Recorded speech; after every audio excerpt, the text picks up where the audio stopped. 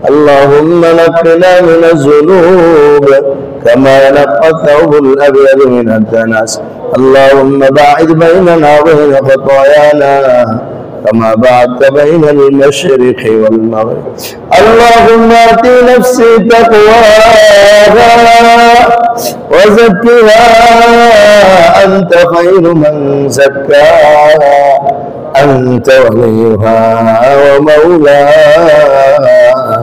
أنت وليها ومولاها I কারীম আইদাল জালাল ইকরাম আপনি মেহেরবানি করে আমাদেরকে maaf করে দেন আমাদের জিন্দেগীর সমস্ত গুনাহগুলো maaf করে দেন হে আল্লাহ আপনি সমস্ত ইবাদতগুলো হুকুমগুলো যথাযথভাবে আদায় করবার তৌফিক দান করেন হে আল্লাহ মনোযোগ সহকারে নামাজ পড়বার তৌফিক দান করেন হে আল্লাহ সারা সময় আপনার নামের জিকির করবার তৌফিক দান করেন হে আল্লাহ আপনার নামের জিকির আমাদেরকে বেশি বেশি করবার তৌফিক দান করেন হে কারীম আইদাল জালাল ইকরাম আমাদেরকে maaf করে দেন আমাদের আব্বা আম্মা ভাই বোন পাড়া প্রতিবেশী বন্ধু বান্ধব আত্মীয় স্বজন আমাদের উস্তাদ আমাদের ছাত্র আমাদের ভাই বন্ধু সবাইকে আপনি maaf করে দেন আল্লাহ আপনি সবাইকে maaf করে দেন আল্লাহ দুনিয়ার জিন্দেগি তো আপনার বন্দেগীর জিন্দেগি আল্লাহ আপনার বন্দেগী আমাদের করার তৌফিক দান করেন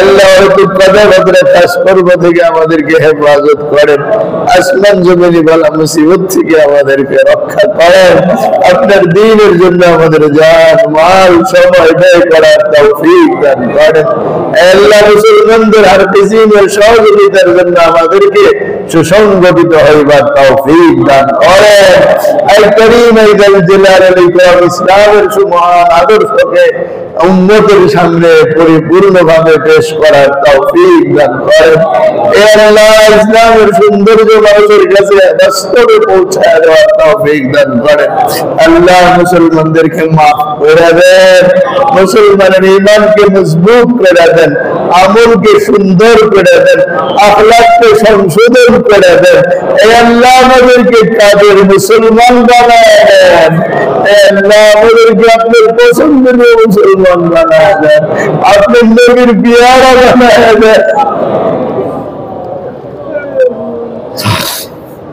আপনার নবীর প্রিয় পাত্র বানায় দেন আল্লাহ আপনার নবীর প্রিয় পাত্র বানায় দেন আল্লাহ আল্লাহ বেশি বেশি দরুদ শরীফ পড়ার তৌফিক দান করেন সারা পৃথিবীর মুসলমানদেরকে maaf করে দেন অভাবগ্রস্ত মুসলমানের অভাব দূর করেন বিপদগ্রস্ত মুসলমানের বিপদ দূর করেন নির্যাতিত মুসলমানদেরকে সাহায্য করেন বেইলমওয়ালা মুসলমানকে ইলমওয়ালা বানায় দেন बेनमाजी के नमाजी बना दें अल्लाह बेरोजगार के हालत रोजगार फैसला करे दें अल्लाह बेदीन के दीन नसीब करे अल्लाह अपने साथ ताल्लुक़ मुसलमान के ताल्लुक़ वाला बना दें अल्लाह अपने আমাদের মজমা কে কবুল করেন আল্লাহ আমাদের মজমা কে কবুল করেন আল্লাহ আল্লাহুম্মা ইন্নী আলা যিকরিকা ওয়া শুকরিকা ওয়া হুসনি